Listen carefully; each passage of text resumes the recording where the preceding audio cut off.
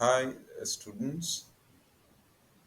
I'm back with another module, and this module will be discussing on fundamental rights. We know, as a citizen of our country, India, we all enjoy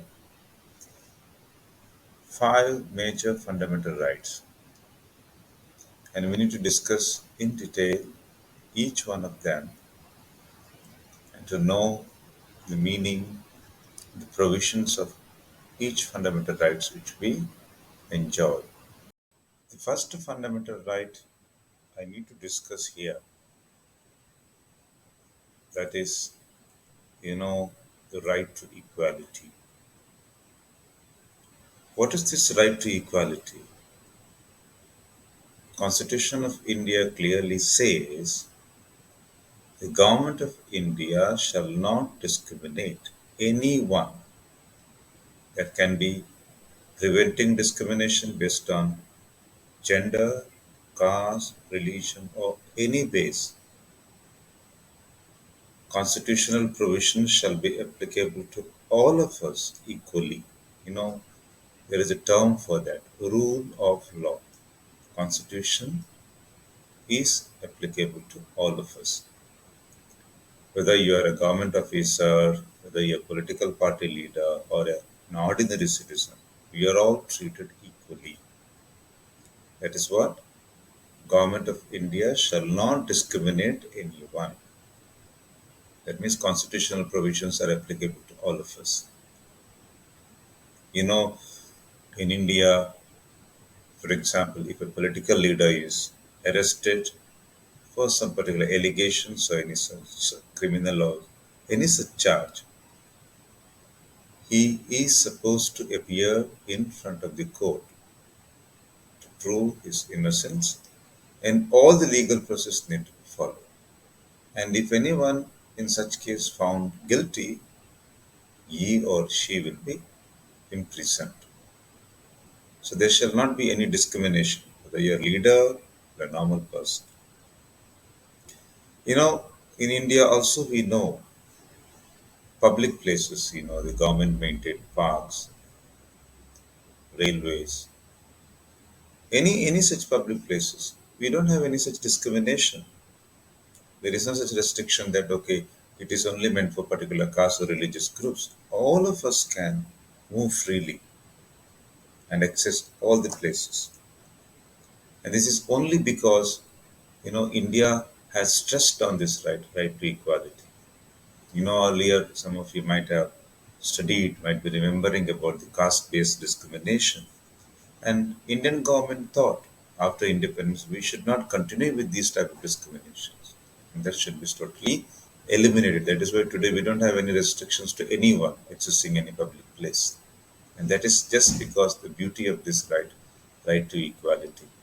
You might also get a question, sir, when in India we have reservation.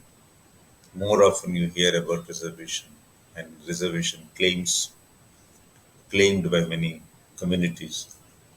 Constitution clearly says reservation policy or giving reservation to anyone, especially in government jobs, is not against this right called right to equality.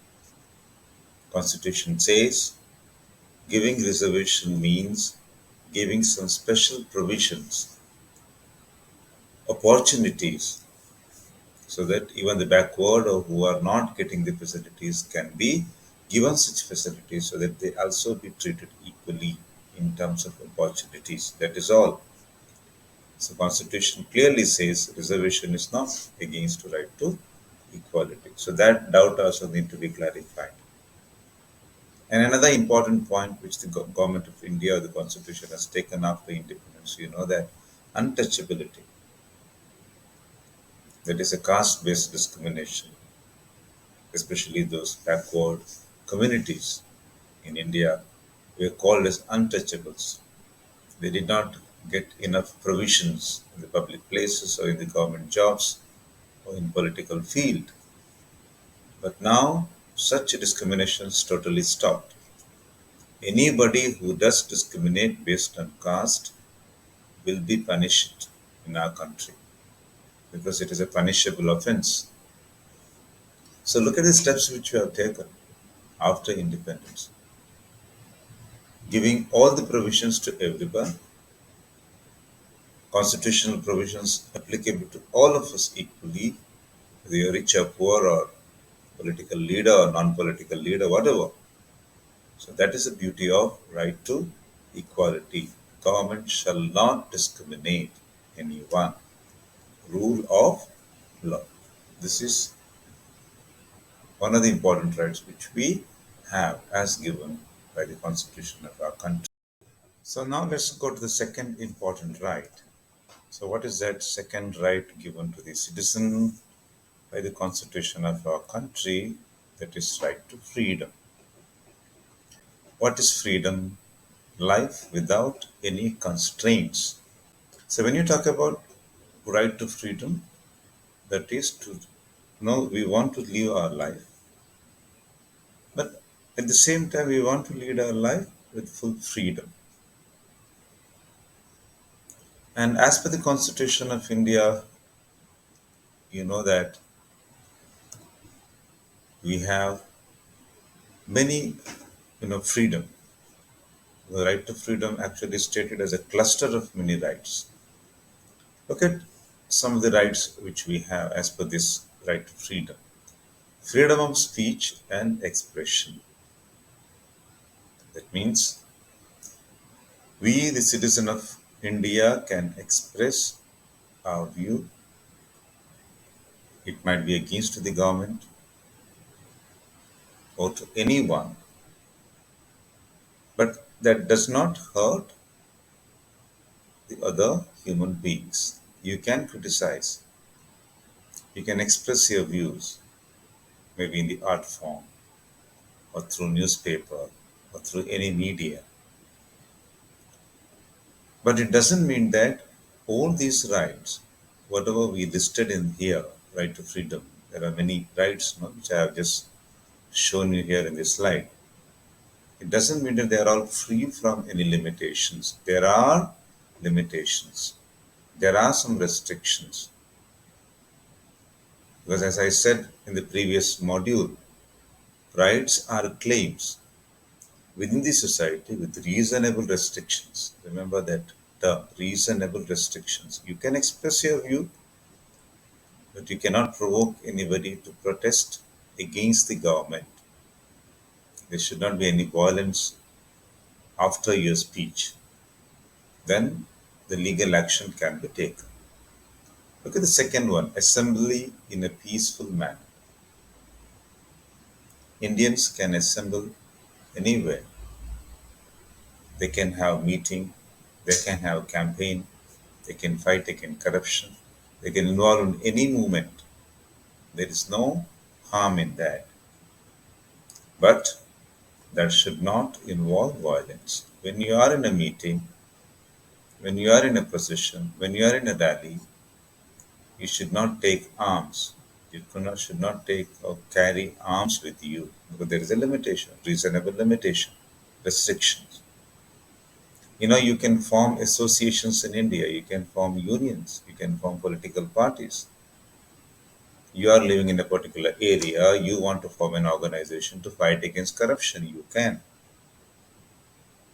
You are a workers in a particular industry, you want to form an association, what is called, workers union to protect your interests, you can. So that's another part of right to freedom. Right to move freely throughout the country. There is no restrictions to you. You can move from a poor area to the richer areas because people move from one place to another in search of jobs. You can. You can reside in any part of the country. There is no such restrictions too. You can practice any profession, any occupation you can, any business you can. But you cannot involve in any activity, any trade or any business like smuggling. That is against the constitutional provisions. Along with that, dear students, you have right to life, what is called right to be protected from any sort of harm to your life. Even when a police authority come and arrest you, they should show the reason for, because that is the importance of our constitution and the right to freedom. You have the freedom to live, liberty of life. Because when you're arrested, the due court process need to be followed.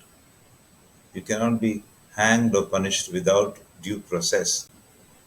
When any police officers comes to arrest you, they should show the reason. Arrest warrant must be shown to you. And once you're arrested by the police, within 24 hours, you should be handed over, brought to the nearby court, maybe the local court. And all the provisions must be followed. You should be given provision, you should be given freedom to, appoint a lawyer for you to plead in the court, to show your innocence in the court, all to be. So that's what freedom of, right to freedom.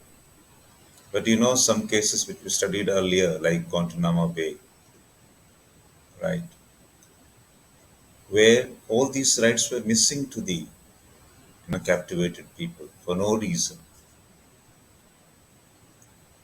So right to freedom means the cluster of all these rights. Okay, freedom, life without restrictions. But remember, right to freedom doesn't mean it is free from any limitations or reasonable restrictions.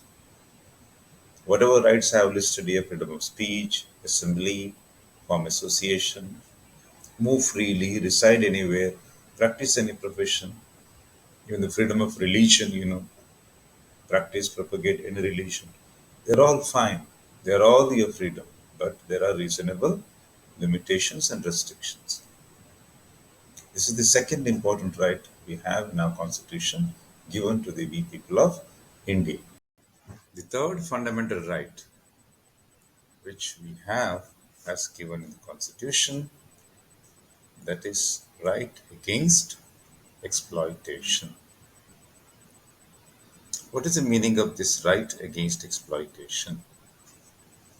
Constitution says Indian citizens, we have the right to fight against any sort of exploitation. And this right is specially included to protect the weaker sections from all sort of exploitation. Constitution, to protect the people from exploitation, actually stated many activities that you see in our day-to-day life, as illegal. Let's take number one. Human trafficking. Constitution prohibits this. What is this human trafficking? Buying and selling of human beings. Especially women are misused here for immoral activities. You know that. When I say immoral activities, I need not explain you more, because you know and you are mature enough to know how women are exploited. So Constitution clearly prohibits human trafficking. This is one form of exploitation which is totally not sanctioned by the Constitution. This is one of the points to be remembered under the right against exploitation. The second point, what is the second point? You know, Sometimes human beings, are forced to do work by the masters. You call them as forced labor, beggar. How does it work? You force somebody to work for no payment, or maybe for low remuneration. And if it continues for many years, no, we call them as a bonded labor, slaves. So slavery, any such sort of bonded labor, forced labor, totally prohibited. That is second point to be remembered in the right to exploitation. The third important point when you talk about right against exploitation is child labor. India Constitution prohibits child labor. So if you are below 14 years of age, you are not supposed to be recruited, appointed, forced to work anywhere, because this is the time you are supposed to get educated, and Constitution made it very clear children below 14 years are not supposed to be used for any labor force. So, Constitution with all these 3 points like human trafficking prohibited, forced labor prohibited, child labor prohibited. These are all done to protect weaker section, whoever weaker in terms of social background, weaker in terms of economic background. They need to be protected from any sort of exploitation. That is why Indian citizens we have right against exploitation. If you see any sort of exploitation in this society, definitely you can approach court. Okay, you have that right to approach court. There are some cases given in the textbook also. 3 cases are given. You can check the textbook to know more about right against exploitation and how human beings are fighting against any sort of exploitation in our society. All right. The fourth fundamental right, which we have as provided by the Constitution of our country, that is the right to freedom of religion. What is this right to freedom of religion? You know this name, the title, right to freedom of religion. That is freedom to follow, practice, propagate any religion. You have been hearing this word, you have studied about this, because the term called secularism. India, a secular country. What does it mean? It means Indian government or India do not propagate any specific one religion as a state religion. It respects all the religions. Government shall not discriminate anyone based on religion. That is what right to freedom of religion means. Government shall not discriminate anyone based on religion. All of us we have freedom of religion to practice, to follow, to worship, not any religion. Then the question comes to my mind and all of us, right? What is secularism? As I said, secularism means that the government do not respect any specific one religion. There is no state religion. And state shall not discriminate anyone based on religion for anything.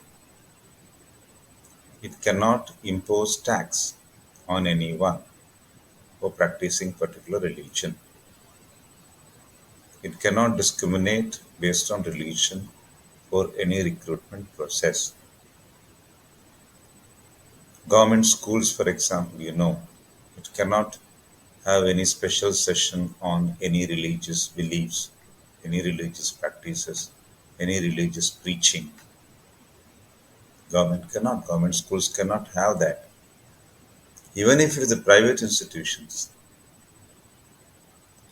no child can be forced to attend any religious program. Willingly, child can take part. Nobody can be forced. So this is what secularism. So this is a major aspect of right to freedom of religion. As I said earlier, freedom of religion. You can practice any religion. You can propagate any religion. You can spread any religion. But remember, you cannot forcefully convert people from one religion to another.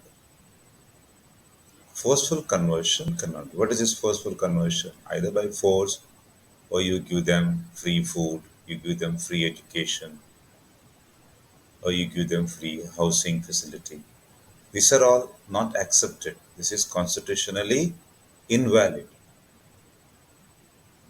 You cannot convert anyone by giving some sort of, this type of gifts, this type of encouragement, this type of facilities. Nothing can be accepted. willingly if anybody that is accepted.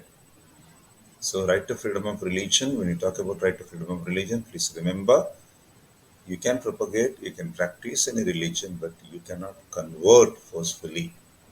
This is unconstitutional. This is one of the most important point in the right to freedom of religion. And also to be noted, when you talk about freedom of religion, you know, you cannot discriminate anyone, even any member of particular religious community or any member of any particular practice. Take an example, women. They cannot be discriminated based on religion. In any religion, they have to be given equal freedom like that of men. Religious based restrictions on anyone is not accepted, it is unconstitutional. Is it clear? So, the freedom of religion is what is called freedom to profess, practice any religion. There shall not be any discrimination carried out by the state, and even we human beings should not do any discrimination, should not practice any such discriminatory, you know, activities in the name of religion. This is called right to freedom of religion. So the next fundamental right which we are going to talk, that is cultural and educational rights. So what is this cultural and educational rights all about?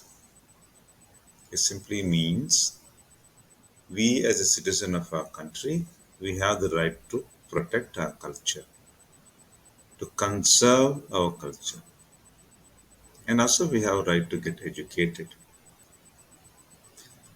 You know, when you talk about this right, as I said, you can conserve your culture. That is one of the important point under this right. And the second important point is that, you know, in India we have educational institutions run by the government. There are institutions aided by the government. In any such institutions, you cannot discriminate or you cannot deny entry to anyone based on particular culture, based on particular religion. Another important aspect when you talk about cultural and educational right is that as a minority, for example, either you know, when I say minority, don't think I'm talking about particular religion. Minority stands for maybe a particular religion, maybe particular cultural group, or maybe particular language group. Anyone. There is no specific definition like minority means only referring to particular religion. Nothing like that. As far as India is concerned, you know, yeah, Hindus are majority. Muslims, Christians, Parsis or Sikhs or Buddhists, they're all minorities because their number is less. But there is no clear-cut definition. This is minority. We cannot say like that. Take an example, Telugu-speaking people. In Andhra Pradesh, they are majority. But when you are referring to Karnataka, they are minority. So when you talk about cultural educational rights, I am referring to the minority in a wider sense. Minorities. They have the right to protect their culture. They can establish educational institutions to protect their cultural aspects. They promote the education among their communities. There is no harm in that. Government, of course, shall not discriminate, should not discriminate. Right? So this is what cultural and educational right. And this right is mainly important for the minorities. Constitution makers have thought to include this right so that minorities are taken care. Because in India, majorities, of course, you know, they are in large number. Majority. Democracy always stands for majority. I'm not talking about a number, okay? Majority view, whatever you say. So, in democracy, when you have a majority community, there can be chance of what is called neglecting interest of the minorities. That is why this right is given. And remember, minority is not in terms of religion. Minority is in a wider sense. It can be based on language, maybe cultural aspects, religious aspects. So this is another important right which is given to all the citizens of our country, especially taking care of the minorities, cultural and educational rights.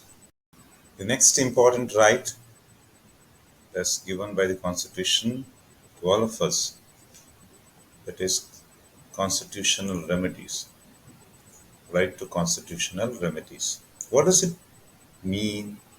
What is this constitutional remedies? It simply says that anyone in our country, maybe government or any private people, who disturbs any one of us in enjoying our fundamental rights, if any such case happens, we can approach court, High Court or Supreme Court. Why are we approaching court? Because when our rights are violated, Constitution says we can enforce these rights. How do we enforce these rights? By approaching the court. So this is very important right. Among all other rights which we discussed, the constitutional remedies, the provision to approach court is the most important right. If we don't have this right, then all other rights lose their effectiveness.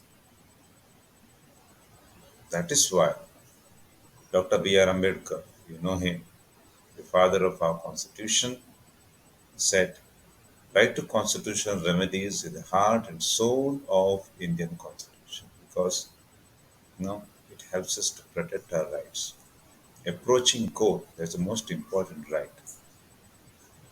You know, in India, sometimes the government can take any measures, might be violating our rights.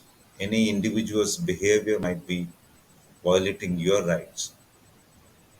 Any actions of anyone that violates our rights can be enforced. It can be challenged in the court, and definitely court will interfere because somebody's action might be hurting the interest of the public interest, and in that case you can approach court. There is a term in the textbook also, public interest litigation, PIL. Public interest litigation. That means actions of the government of anybody disturbing, violating our fundamental rights, public interest. Then we can approach the court. Court will definitely take measures. Court can pass order to the government or to anybody, any organization. That is called writs, WRITS, writs, court order to protect our fundamental rights. Is it clear? So this is the most important, the last important right, right to constitutional remedies. Approaching court to enforce our fundamental rights. Any law, for example, government takes a law that is against our fundamental right, it can be challenged. Sometimes court can say this law is against the constitution, invalid. So this is the most important right, right to constitutional remedies. So with this, we will come to an end of all major rights which we discussed today in this module. We discussed about right to freedom, right against exploitation, right to equality we discussed, cultural educational rights we discussed, and also the most important one, right to constitutional remedies. Thank you.